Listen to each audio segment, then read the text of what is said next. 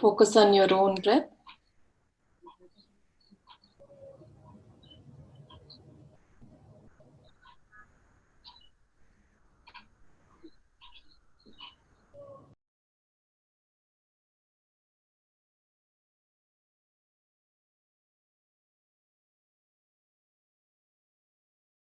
Slowly open your eyes. Very slowly. So this is how you can practice at your home every day. Just 10 minutes. Do this simple, very simple pranayam. So just attend to your own breath, your own thoughts. Just keep focusing on your breath. That is the only key thing with the pranayam when you are starting. So this will control our body temperature, and for COVID it will be very useful. And I hope you'll all practice. You learn this technique, Nadi Shodhana. So thank you very much. I'm Bhavani. And our next guest speaker, Dr. Khadar Vali Garu, is on the line. So, namaste, sir. Namaskar. Namaste. Namaste. Namaste. We're really honored to have you here, sir. This is your second session with us. Yes. And we are excited to hear how sattvic food is going to affect our yoga practice, our daily life also. We would like to have a small snippet of COVID. A lot of people are really getting scared at this point. A lot of cases are increasing nowadays. So they wanted to know, our audience.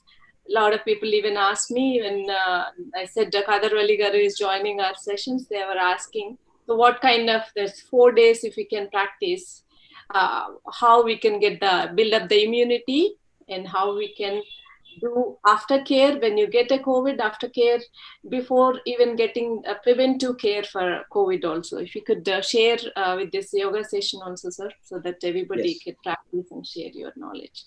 Thanks for honoring, and you can start the session, sir.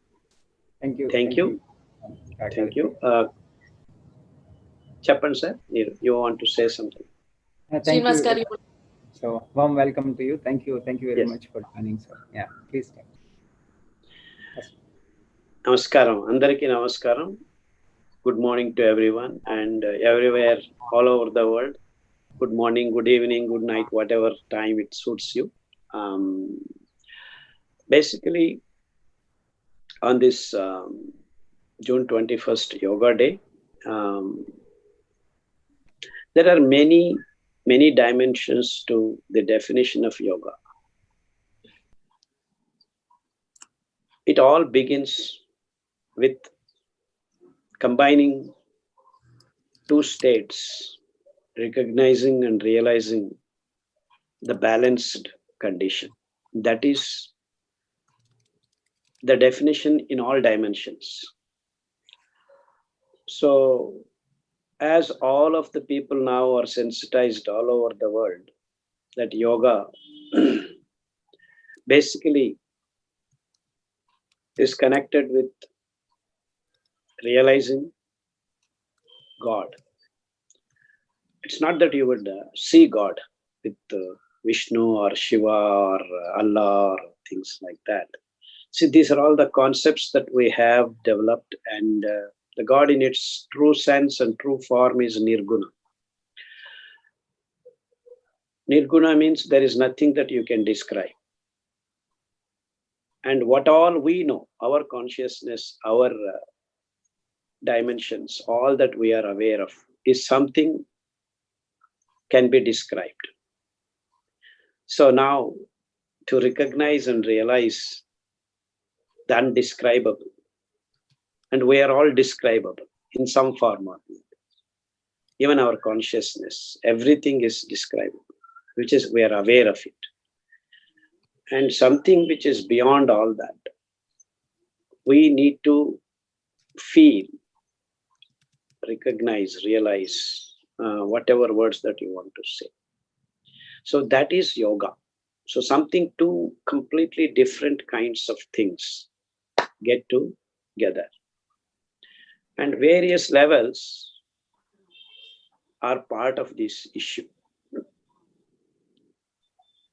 So there are now in this describable awareness, There are many more diversified conditions. Very, very different conditions. And that's how nature is multifarious, completely, absolutely, unimaginably, very, very, very different from each and every minute, every second, in every dimension. So the most important two things are dvandva, we call good and bad, beautiful and ugly. All this dvandva stuff, good and bad. Let us just say till now Bhavani was explaining about deeply breathing in and breathing out. So we are there. Air is there everywhere, all around on this planet. So we are taking in and getting it out. What is happening there? Basically exchange of, on a molecular level, carbon dioxide and oxygen. So there is a moment wherein you take the breath and hold it there. If you don't hold, what happens? There is no time for the oxygen and carbon dioxide to be exchanged. And it is that time that you want to give. Bhavani was just telling, watch the breath, watch the breath. So the air is going on and air is coming out. That seems to be no difference. But then what goes in is cold air, what comes out is hot air. So you see the difference. One is cold, one is hot. And the content of the air coming out is saturated with carbon dioxide, and the content that is going in is less in carbon dioxide. But most often, many of yoga masters keep telling you will fill your body with more oxygen when you take deep breath. But actually it is the other way around. It is that we are filled with our body in the metabolic waste, and the air form of it is carbon dioxide. And actually carbon dioxide is the ultimate bad thing for our life form. So it has to be exhaled, it has to be removed on a constant basis. And how do we do that? It is through exchange of oxygen. So again, good and bad. Oxygen does burn the glucose and produces carbon dioxide. Where does this carbon dioxide come from? It is coming from the food. The food is digested and pumped into the blood as glucose. So you see the connection to the carbon dioxide. The glucose is the source of the carbon dioxide.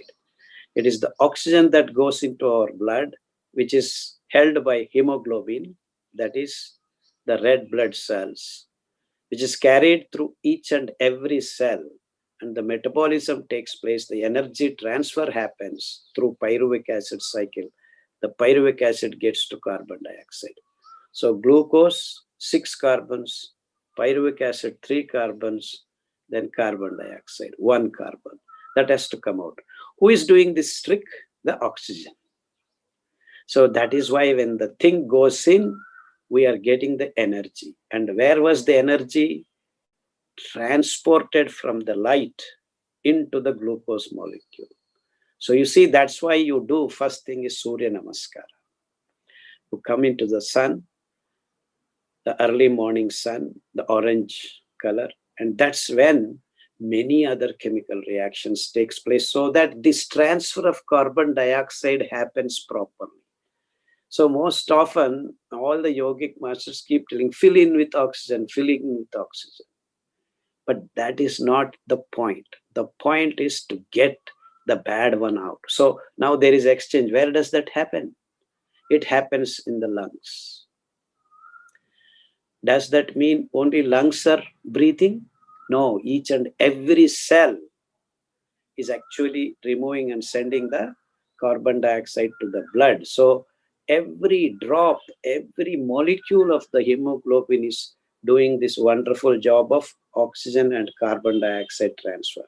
But overall, the machine, the pumping machine is the lungs for the air to be pumped in, air to be pumped out. So that's why every yoga master concentrate on the breath, and it is there the real yoga is happening between oxygen and carbon dioxide. When that happens, the energy is transferred to all the body cells, and this is exactly what yoga is. Transfer. See, and this point is very, very important. Everyone should understand that there is a bad thing, there is a good thing, and there is a wonderful transfer going on. That moment of carbon dioxide coming out, oxygen going in, is what is life all about. So the yoga teaches you within no time, just you understand this breath, that there is always bad thing and there is always good thing.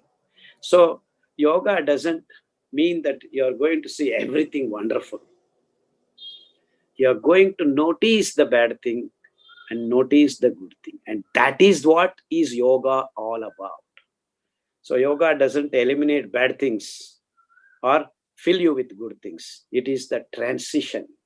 It is the exchange of bad and good, and being aware of that moment, that particular point of time.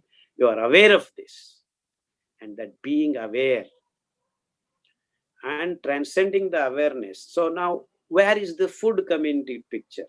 These all things are happening. Now, if that glucose is being transferred into the blood in large quantities without control, this particular process of releasing carbon dioxide is not going to happen. Even if you keep the ventilators and pump oxygen, people are dying now with COVID condition. Why is that happening?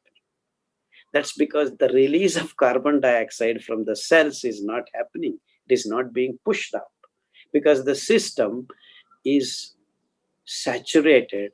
It doesn't want to let go of carbon dioxide and starts accumulating more and more morbid materials in the system, and you end up with the bad state. And this is the reason why we need to practice, make the cells, every cell, each and every trillion cells of our body has to be aware of this practice. So actually this happens when you are a small kid. Without your knowledge, you have this process going on. As we grow old, the toxic materials keep accumulating in each and every cell because of the food that we are taking. So if the food by nature doesn't have the cleaning capacity,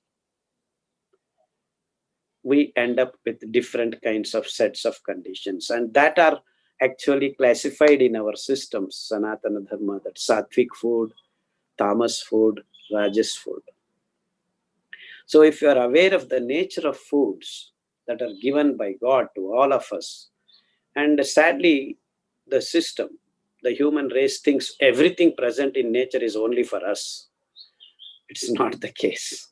So we need to have the wisdom and the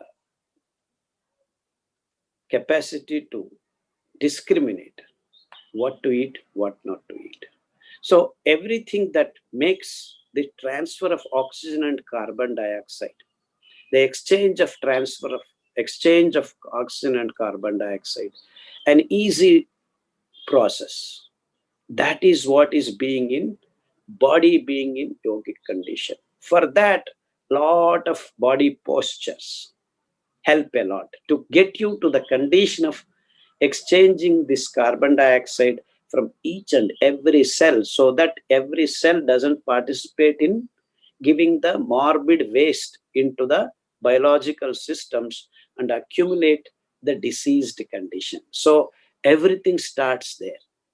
And that's why breathing is the most important activity of yogic practices. Whatever circuses we do in the form of yogasanas, they get you to a state where the body is primed, and then you start pranayam, and then different sets. So people understand this molecular level of yogic practices, and then there are sadhakas. We go transcend from this level of material to non-material. material to non-material is material form to energy form. And then in the energy, there are different kinds of energy forms, which I do not want to dwell right now. Let us stop here and understand this material to non-material. That is energy level to glucose, glucose to again energy level. So another set of yogic transitions are happening. So all through this, the connecting material is food. It is the food which is actually from non-material form of sun's energy has become glucose and the various forms of glucose. And then our body from mouth to the anus, a digestive canal, which makes back into the blood in form of glucose. And then the glucose now with the help of oxygen gets burnt and gets released as carbon dioxide and the energy is released. See, non-material to material, material to non-material. So two different kinds of yogic points. So we need to energetic condition. This is the energy production through the material. Non-material absorption of energy into glucose, again glucose becoming different forms of food, that again getting digested, again releasing energy by form of exchange of oxygen and carbon dioxide. So this is the wonderful, beautiful exchange of material to non-material to material, material to non-material, the energy transfer. And in that we have what are called electrons, the negative energy, that electrons movement of negative energy with the help of positive moton force, PMF. See, this is again negative, positive, negative, positive. There is again yogic condition. So in fact, the whole world is dance of this dualistic things, trying to form a state where there is nothing exists. In fact, it is that nothingness is the absolute entity that everyone is trying to reach. And that comes by observation and practice, practice, practice, practice. And the more time you spend on this particular realization of this nothingness. So in Telugu, అన్ని న్యూనతలను వదిలితే శూన్యం కనిపిస్తుంది. శూన్యం ఏమిట్రా కనిపించేది నీకు? It is by removing all defects, you see the perfection. And this is the ultimate realization, which one has to feel within.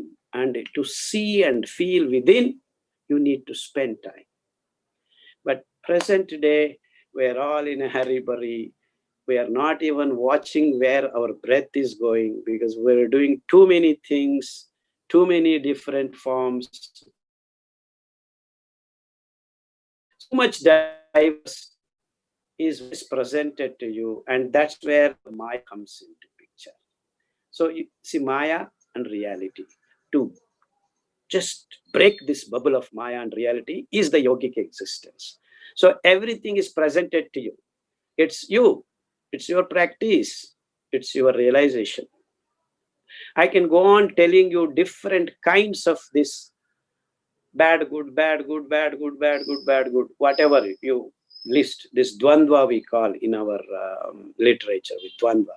So from dvandva to nirdvandva. Can we stay in the nirdvandva state for a long time? No. That nirdvandva is also restless if it is in a continuous nirdvandva form. So nirdvandva to dvandva, from dvandva to various diversified forms. So it is this dance, and that is life. So this is the most crucial thing. So where does the food come from? So if the glucose is pumped in large quantities into your blood, you are in trouble because carbon dioxide exchange doesn't happen properly.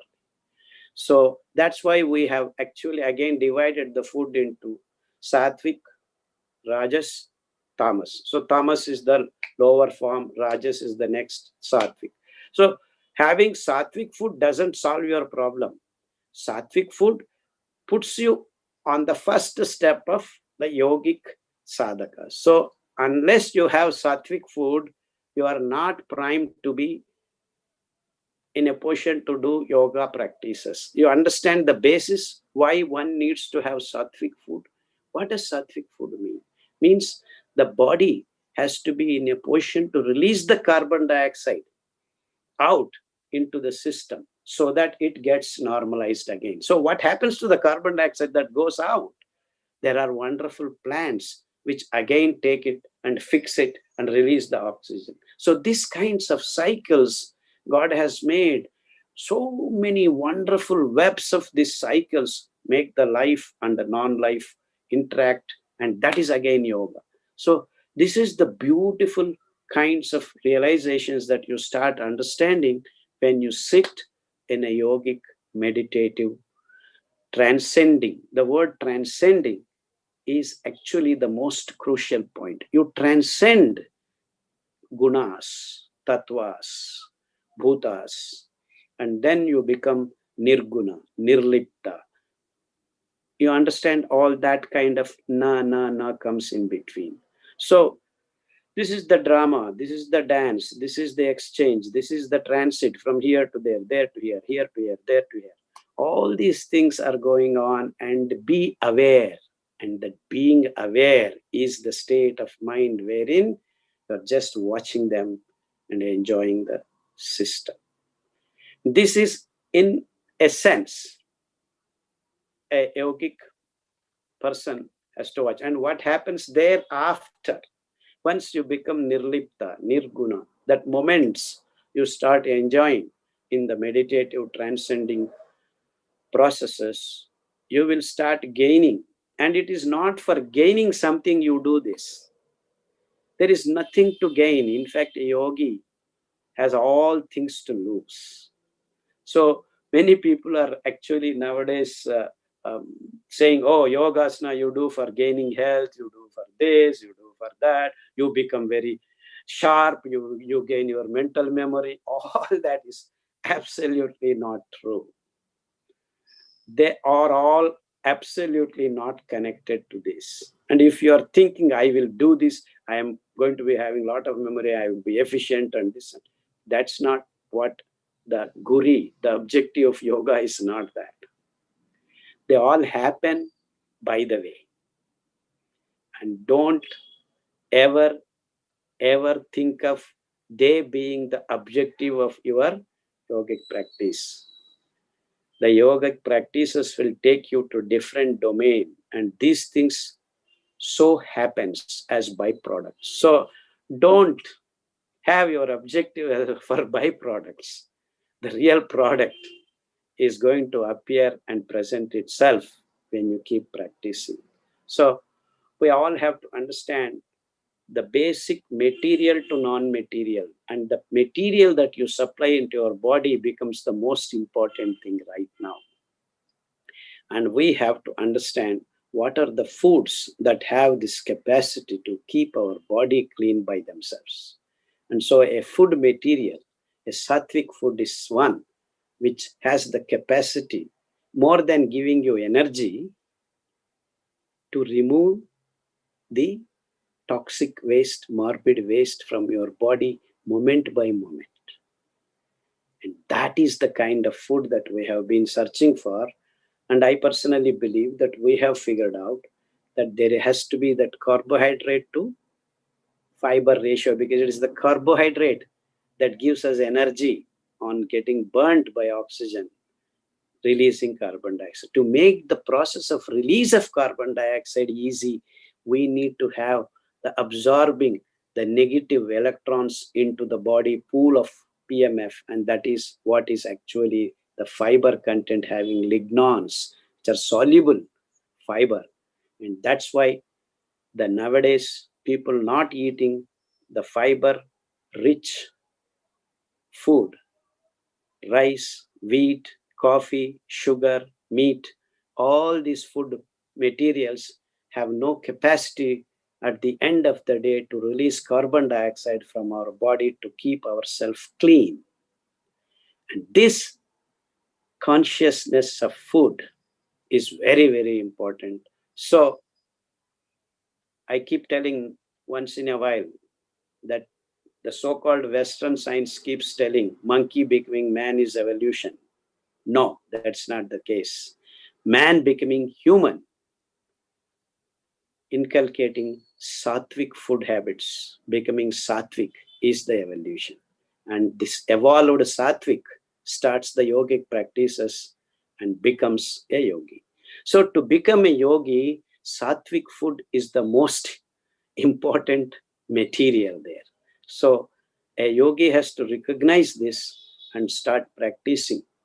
And the first important sattvic, you have to be a vegetarian, the plant-based food. Oh, that doesn't mean all plant-based food is going to be sattvic. There are a lot of foods that are present in the plant world which are not sattvic. So again, the differentiation, the diversification. So it is through this diversification, we all have to be united.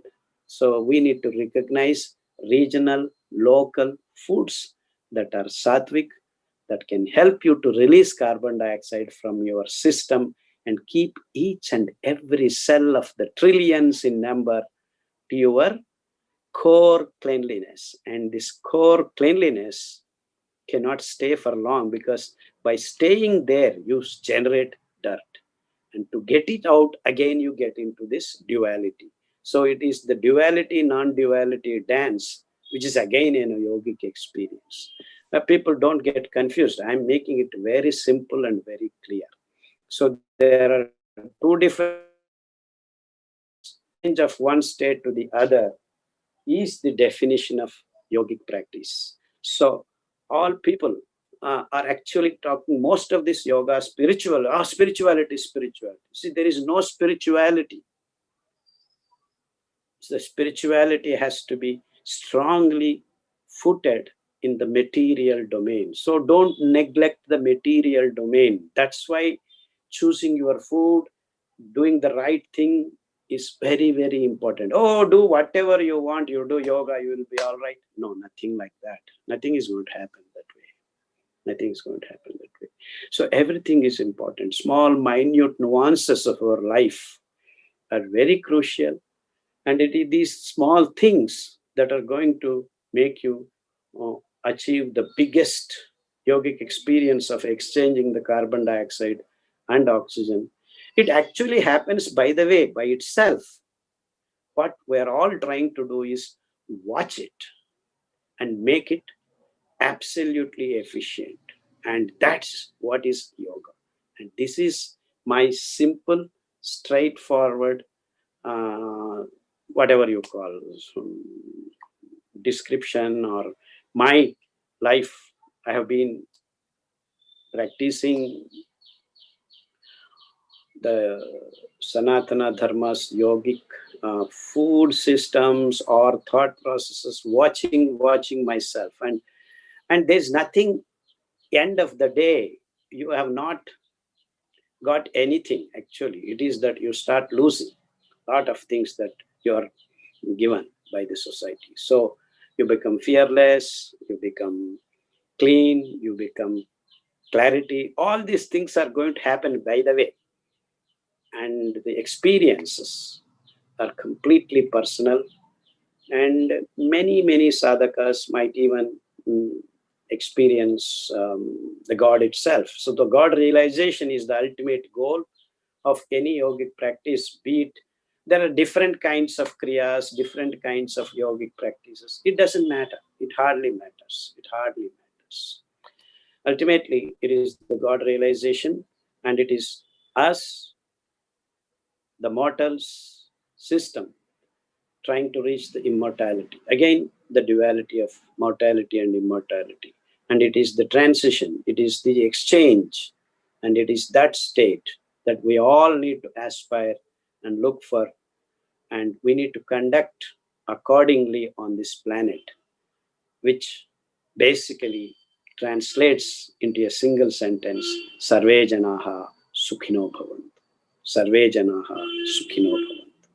Thank you all for giving me this opportunity, and we'll again and again meet and exchange more information.